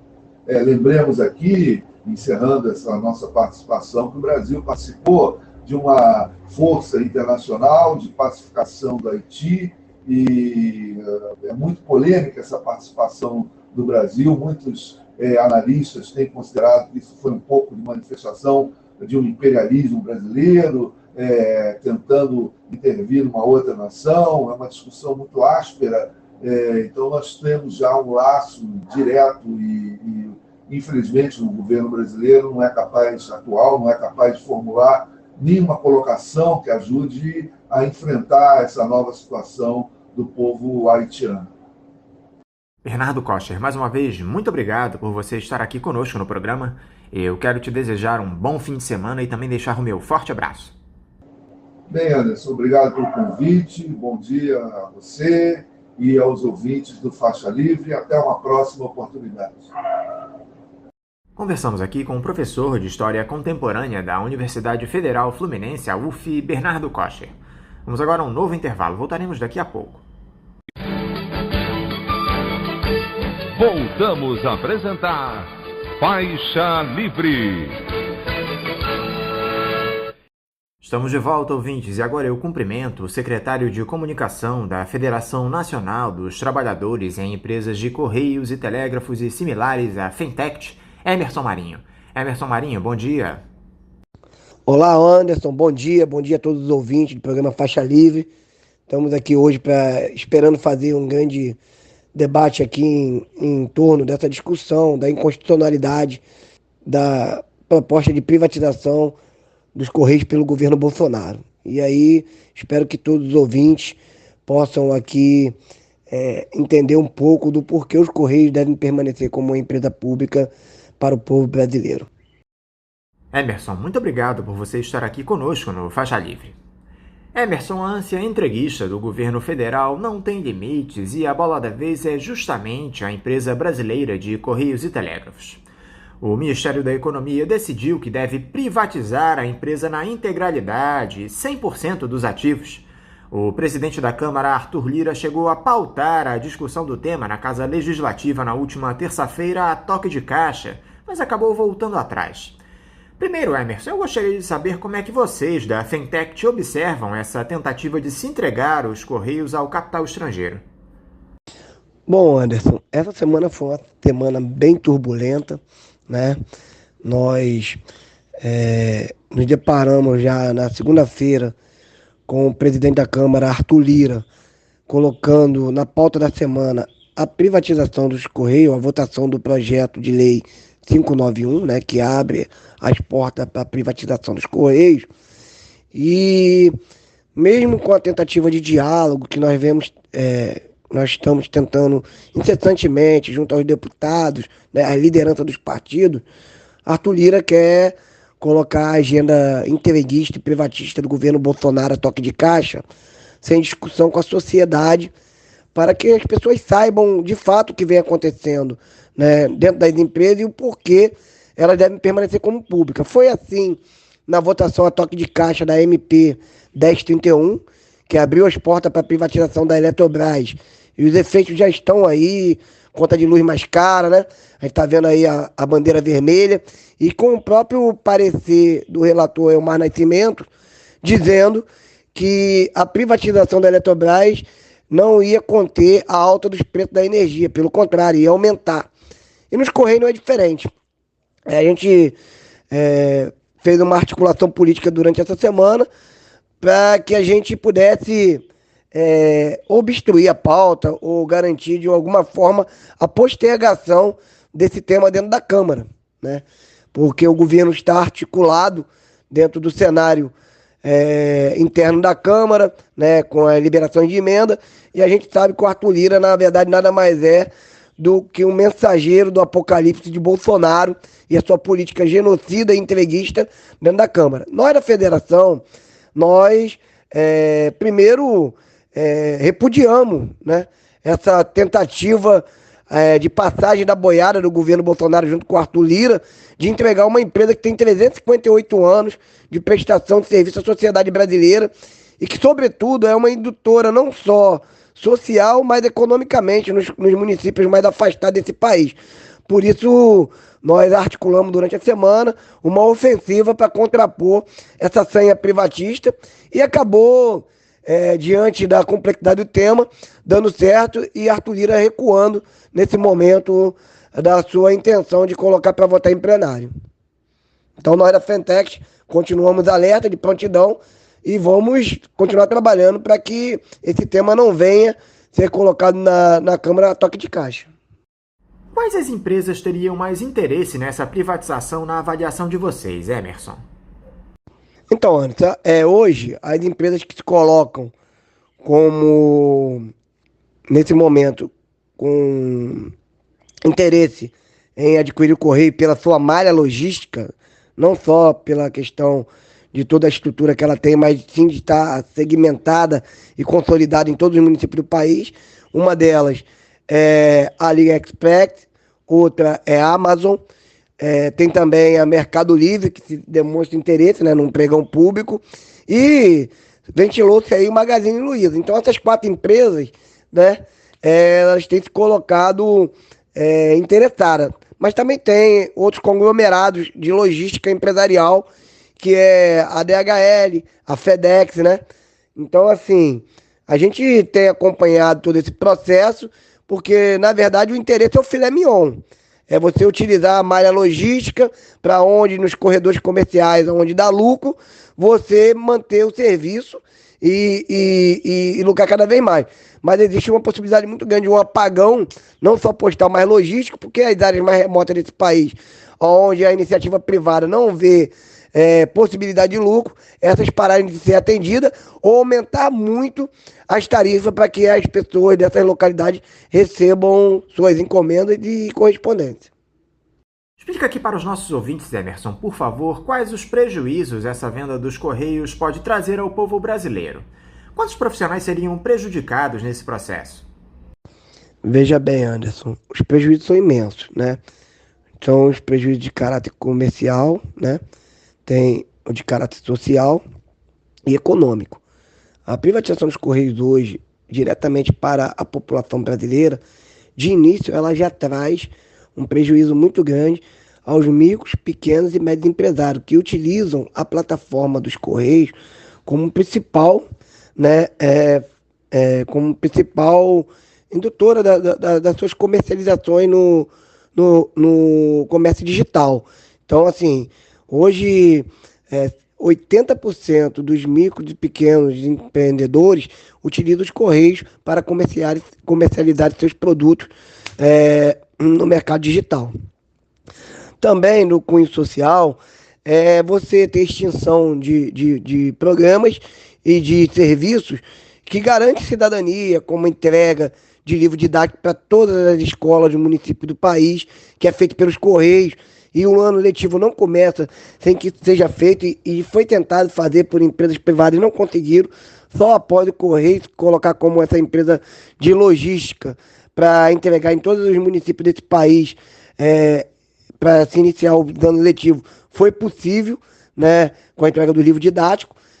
Nós temos também a questão da emissão de documentos e serviços bancários em algumas localidades onde os bancos privados e nem banco público estão localizados, e que o Correio é o principal agente pagador. Os servidores que seriam afetados teriam hoje diretamente 98 mil servidores, né? Porque com o processo de privatização todo mundo sabe que é sinônimo de demissão para enxugar a máquina. Então, no momento que a gente vive um aumento da taxa de desemprego, uma privatização do setor elétrico, do setor postal, ela incorre diretamente na demissão de mais de 200 mil pessoas, porque tem emprego direto e indireto. Então, assim, aumentando ainda mais essa questão do desemprego e a não geração de renda, porque quando não tem emprego, não tem consumo. Quando não tem consumo, não circula dinheiro. E quando não circula dinheiro, a economia vai a pique, como estamos hoje aí, porque não tem uma política incisiva do governo Bolsonaro para a construção de gerar postos de trabalho e nem geração de renda. Então é isso. A população vai viver a possibilidade de um apagão postal, a exemplo do que aconteceu na Argentina, mesmo depois da reestatização, que nunca se curou as feridas, né? Até hoje a família do Macri arrebentou os Correios, e agora mais recentemente em Portugal, que já rediscute a reestatização, porque vários que eles chamam lá, municípios lá, eles chamam de lugarejos, ficaram sem atendimento de serviço postal, e aí havendo não só um apagão, mas uma exclusão social muito grande daqueles que moram nas áreas mais remotas, não tendo a garantia da universalização dos serviços postais. Essa deliberação do Procurador-Geral da República, Augusto Aras, dizendo que a privatização dos Correios é inconstitucional, Emerson, surpreendeu vocês, representantes dos trabalhadores? Vale lembrar que o Aras é bolsonarista de carteirinha. Nós vimos o parecer, esse parecer inclusive ele foi divulgado essa semana, mas nós já temos ele há cerca de 15 dias, porque foi uma ação construída pela Associação de Profissionais Correios, né? Junto ao STF, e aí o STF, como de praxe, tem que ter o parecer da Procuradoria-Geral da República, que hoje a gente sabe que é representada pelo Dr. Augusto Aras, que é um entusiasta da política do governo Bolsonaro. Mas não nos surpreende, né? Aliás, melhor dizendo, Anderson, a posição dele até nos surpreende, porque esse pessoal que está no governo aí, para eles não tem garantia constitucional, eles rasgam a Constituição. E isso aconteceu, inclusive, no ano passado, na nossa campanha salarial, quando teve uma intromissão direta do STF, na figura do ex-presidente Dias Toffoli, arbitrando sobre matéria já finalizada por Tribunal Específico Superior, que era o TST, né, modificando a vigência da nossa sentença normativa, que incorreu, inclusive, naquela campanha salarial, naquela greve do ano passado. Mas o doutor Augusto Aras, o que ele fez ali? Ele, como Procurador-Geral da República, ele também tem uma das missões que é guardar a Constituição. E dentro desse preceito, os Correios eles estão garantidos no artigo 21, né? Artigo 21 da Constituição, como monopólio para a segurança da informação nacional, dentre outras coisas, né? Porque naquela época a internet não estava tão avançada, os Correios eram o principal veiculador de notícia e de mensagem entre os órgãos públicos, e por isso existe essa garantia constitucional. Então, o parecer do Aras, ele dá em forma parcial, ele fala que pode explorar o serviço que é concorrencial, porém, para se modificar a natureza jurídica dos Correios em 100%, teria que se fazer uma discussão sobre a base de uma PEC, né, que é um projeto de emenda constitucional. E isso ataca diretamente a Constituição, porque um PL, um projeto de lei, ele não tem os mesmos ritos que uma PEC, inclusive no quórum de votação. Então, assim, a Fentec já vinha afirmando isso, nós contratamos, inclusive, um escritório de advogados constitucionalistas, né, que já estão atuando, inclusive, dentro do Senado, dentro do Congresso e também dentro do STF, porque se essa matéria for à frente, a toque de caixa, falando que vai privatizar os Correios 100%, nós ingressaremos com a ADIM, né, requerendo a preservação da Constituição brasileira, que no seu artigo 21 determina que o Estado é principal condutor e detentor do monopólio postal, sendo esse não podendo ser aberto à iniciativa privada. Então, é muito por aí. Mas no que diz respeito à opinião dele dentro do parecer, não nos surpreendeu, porque é o que nós afirmamos categoricamente, frequentemente, que para se mudar e vender os Correios, tem que abrir uma PEC, não uma PL, como vem fazendo o governo Bolsonaro na sua tentativa de passagem da boiada, como relatou o ex-ministro lá, que está sendo investigado do meio ambiente, Ricardo Salles. Vocês pretendem usar essa declaração do Procurador-Geral para tentar evitar a venda da estatal, Emerson? Quais os próximos passos de vocês nessa luta por manter os Correios como uma empresa do povo brasileiro? Com certeza, antes nós usaremos esse parecer da PGR, né?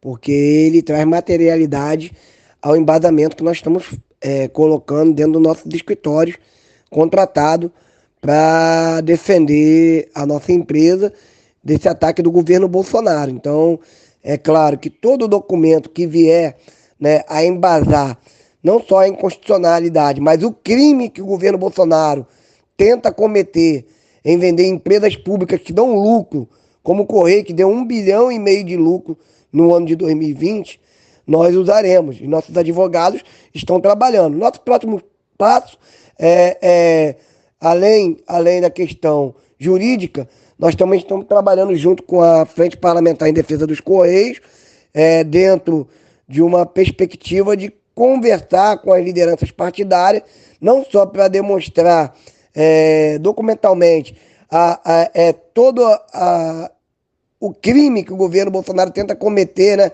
as irregularidades colocadas dentro desse projeto de lei 591, mas também dialogar com os deputados da importância dos Correios continuar sendo uma empresa pública que é secular, que tem uma identidade muito grande com o povo brasileiro, apesar de todos os ataques que vem sofrendo aí pelos robôs contratados aí pelo governo Bolsonaro.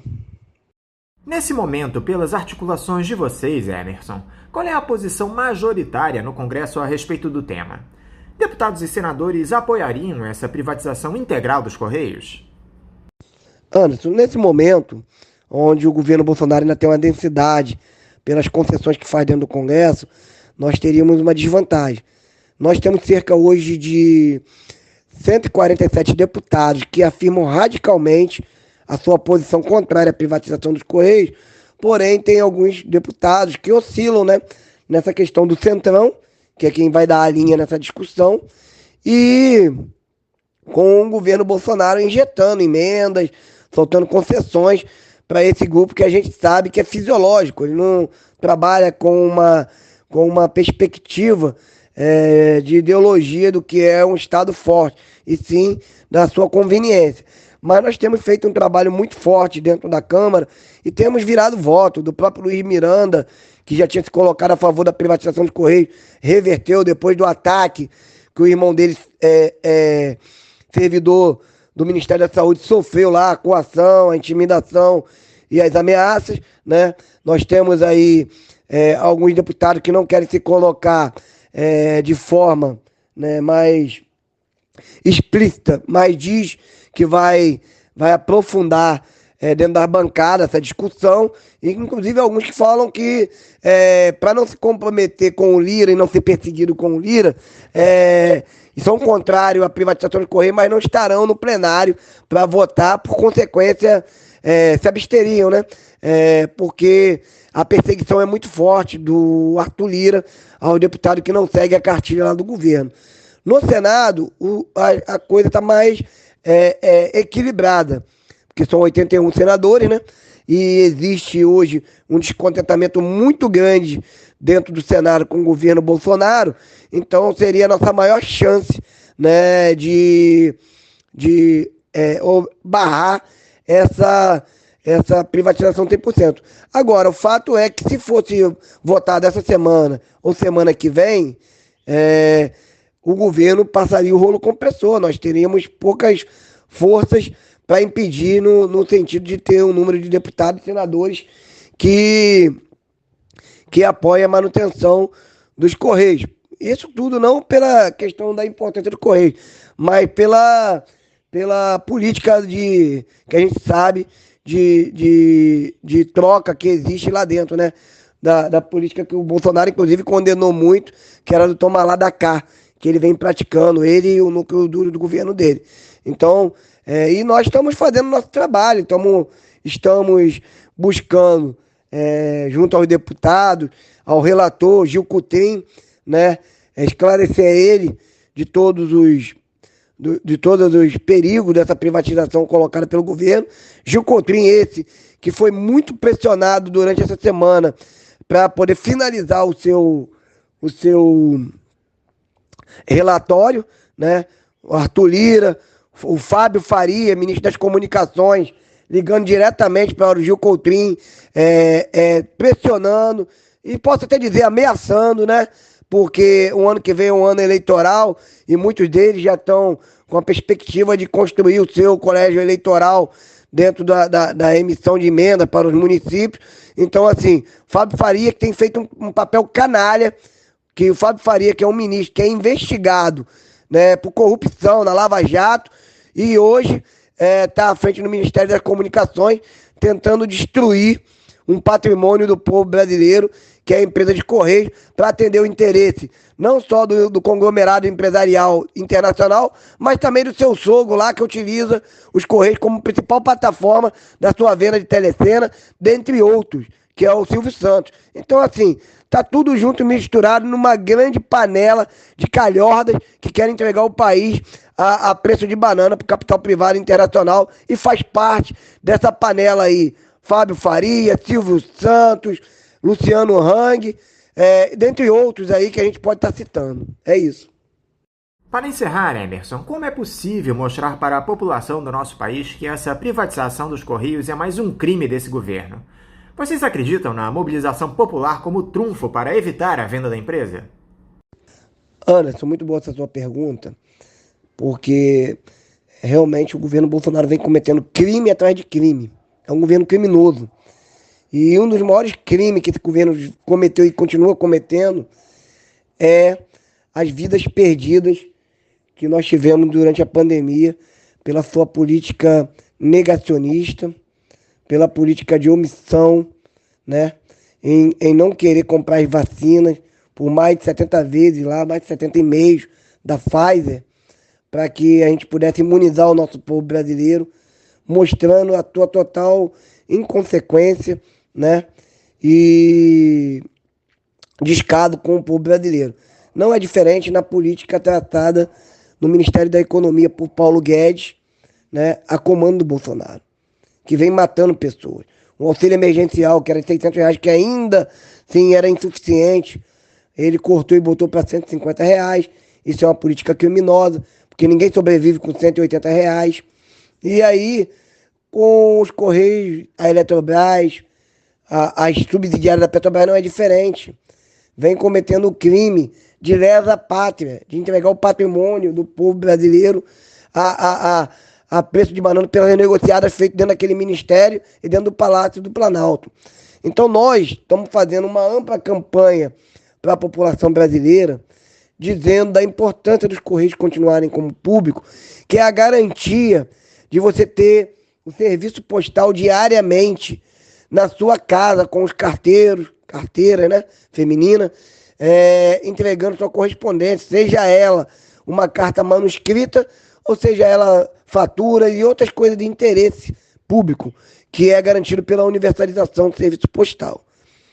Além disso, é você perder a identidade de uma empresa que está consolidada e enraizada em todos os municípios do país, que inclusive nas grandes crises humanitárias, nos desastres naturais, é o Correio que faz transporte de água, ajuda a salvar, porque já tem uma malha logística totalmente, né, consolidada. Então, os prejuízos são muito grandes para a população. Abrir mão de uma empresa de 350 anos, 358 anos, melhor dizendo, para um capricho de uma pessoa que ocupou o assento de presidente do nosso país e que não tem o mínimo compromisso com a sua população, por si só, é um crime. Então, a gente não pode permitir que isso aconteça. E aí, para além disso, é claro, a gente tem que falar, é o aumento das tarifas, né? Os aumentos, nós fizemos uma busca de uma encomenda enviada de São Paulo para o Acre, que sairia em torno de R$70 no correio, que na empresa mais barata, se for entregar lá, custa R$258. Você veja só, várias pessoas migram para São Paulo, Rio de Janeiro, que são estados que as pessoas vêm tentar uma vida melhor. E se comunica ainda através de correio, porque a internet, ela não foi popularizada. Sequer em vários locais desse país existe ponto de banda larga ou ponto de internet. Então, utilizam-se os correios ainda como principal meio de comunicação. E para você mandar uma carta, uma encomenda, nos correios ficaria em torno de R$70 num pacote com 300 gramas, enquanto na empresa mais barata era R$258. E pasme você, tem empresa que cobrou R$870, uma encomenda de São Paulo para o Acre. Então, o aumento das tarifas é inevitável, assim como acontece na energia, nas concessionárias de energia elétrica, com a privatização aumentando, bandeira vermelha o tempo todo, assim como acontece nas altas tarifas que nós pagamos na telefonia e qualquer setor que é privatizado, a ótica é o lucro, não o social. Quero citar um exemplo rápido para finalizar aqui. No início da pandemia, a CAESB de São Paulo, que é de detenção do governo, ela isentou por 3 meses a população de baixa renda de pagamento de conta d'água. O governador fez um decreto lá. Se fosse uma empresa privada, os trabalhadores, a população de baixa renda não teria essa concessão do Estado, isso é uma política de Estado. E aí teria sua água cortada, assim também como a energia elétrica. Então, assim, o que está em jogo no país mesmo é uma questão de soberania nacional, das empresas estratégicas do Estado se manterem sob o controle para poderem ser indutores de desenvolvimento econômico e social. Por isso, a gente tem dialogado diretamente nas mídias sociais, em entrevistas, em espaços como esse, que nos é dado aqui como pelo programa Faixa Livre, para que a população saiba a verdadeira importância dos Correios e das empresas públicas permanecerem públicas, porque são empresas indutoras de políticas sociais, de desenvolvimento econômico, sob controle do Estado. É isso. Emerson Marinho, mais uma vez, muito obrigado por você dialogar conosco aqui no Faixa Livre. Eu quero desejar sorte a vocês, trabalhadores dos Correios e o pessoal aí da Fentech, nessa luta contra a privatização da empresa. Quero também deixar os microfones aqui do Faixa Livre abertos para vocês nessa disputa contra essa privatização espúria. Quero também desejar a você um ótimo final de semana e deixar aqui o meu abraço. Anderson, nós que agradecemos esse espaço, é importante que a gente possa ter voz, né, nos programas de televisão, nos programas de rádio, programas esses como Faixa Livre, que tem uma audiência altíssima e de uma população que mais precisa dos serviços públicos, né? Os programas de rádio hoje ainda falam muito para a população de baixa renda, né? Porque, como eu falei aqui, em muitos lugares, não só a banda larga, mas foi abandonado também o projeto Luz para Todos, que tinha no governo até 2015. Então, muitos lugares desse país ainda vivem em situação remota de sequer poder apertar o interruptor e ter luz elétrica, ter uma televisão. Então, é muito importante a abrangência dos programas de rádio, que a gente sabe que radiodifusão, ele pega em qualquer rincão desse país e ele serve como justamente a voz para que o povo saiba o que está acontecendo na sociedade, né? E temas polêmicos, temas complexos, como esse da privatização do Correio, eles precisam ser difundidos de maneira melhor para combater as fake news, para combater todas as mentiras colocadas por um governo que não tem compromisso com a população brasileira, sequer tem compromisso com o país. Então nós da Fentex agradecemos esse espaço, né? Parabenizamos o programa Faixa Livre por estar trazendo um tema de relevante importância para a população saber o que de fato vai acontecer se os Correios forem privatizados.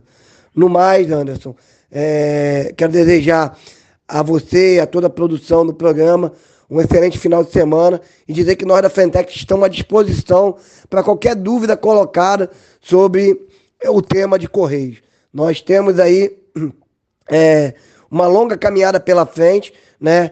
Muito difícil, é claro, mas nós não vamos permitir que esse governo entreguista atue de forma criminosa, entregando os Correios de mão beijada e deixando a população brasileira órfã e refém de um apagão postal e logístico. Porque no momento que mais cresce no mundo o e-commerce, as transações por internet, o Brasil tenta se desfazer da maior empresa de logística da América Latina, que são os Correios, para entregar na mão do capital privado. A quem está colocado esse interesse? Quem vai estar lucrando com isso? Essa é a pergunta que a população tem que se fazer. Deixar de ter uma coisa própria que dá lucro, que o papel da empresa pública não é dar lucro, mas ainda assim os Correios dão lucro, certo? O papel da empresa pública é servir a população, ao povo, mas o Correio dá lucro, não utiliza um centavo do Tesouro Nacional, não tem aporte do governo, e mesmo assim vive uma inundação de mentiras diária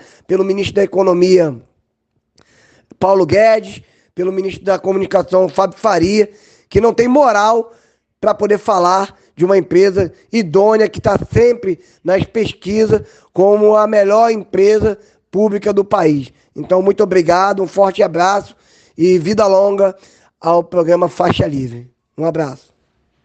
Conversamos aqui com o secretário de Comunicação da Federação Nacional dos Trabalhadores em Empresas de Correios, Telégrafos e Similares, a Fentex, Emerson Marinho. E vamos encerrando a edição de hoje do Faixa Livre, convidando todos vocês para na próxima segunda-feira, a partir das 8 da manhã, estarem novamente aqui ligadinhos na Rádio Bandeirantes 1360 AM para mais uma edição do nosso programa. Um abraço a todos vocês, um ótimo final de semana e até segunda!